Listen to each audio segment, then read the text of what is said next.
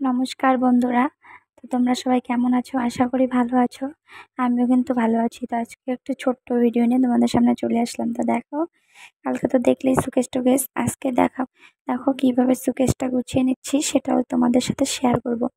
একদিকে কিন্তু আমি গোছাচ্ছি, আর একদিকে কিন্তু আমি রান্নাও বসিয়ে দিয়েছি। সকালে কিন্তু আমার স্নান দান সব কমপ্লিট। তো দেখো, এখন কিন্তু এই যে প্যান্টগুলো ওবির আর কি এই সাইডটায় রাখবো, ওবির জামা কাপড়, আর এই সাইডটায় রাখবো আমার জামা কাপড়, আর ছেলেরটা রাখবো নিচে, আর কিছুটা রাখবো ড্রয়ারে।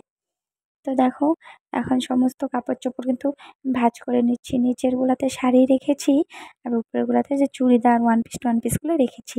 আর এই সাইডে ওবির প্যান্ট, তারপরে টি শার্ট তারপরে তোমার হাফ হাফ গেঞ্জিগুলা, তারপরে যত শার্ট টার্ট আছে আর কি, সেইগুলো কিন্তু আমি ভালো করে ভাঁজ করে রেখে দেবো।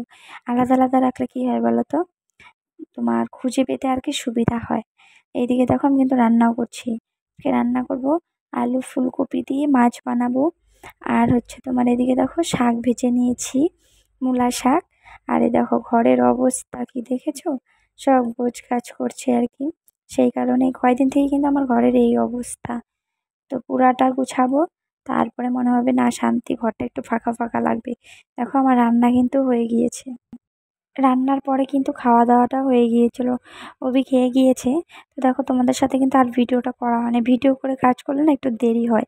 তো দেখো, আমার কিন্তু সব কাজ টাজ একদম কমপ্লিট, ঘর টর মুছে আমি আরেকবার গাটা আর কি ধুয়ে এসেছি, সারাদিন কাজ করেছি তো। তো দেখো, সব কিন্তু গুছিয়ে নিয়েছি। আর একটা ওই পাশে রেখেছি, আলনাটা দরজার ওই পাশে রেখেছি, ড্রয়ারটা আর সুকেশটা, আর ওই পাশে ঠাকুর বসিয়েছি। দেখো, রান্নাঘরটাও কিন্তু আমি এলোমেলো করে নিয়েছি, যত কৌটা টোটা ছিল সব এই টেবিলটা এখানে এনে টেবিলটার নিচে রেখেছি। তো আজকের ভিডিওটা এই পর্যন্তই, দেখে বলো কেমন কেমন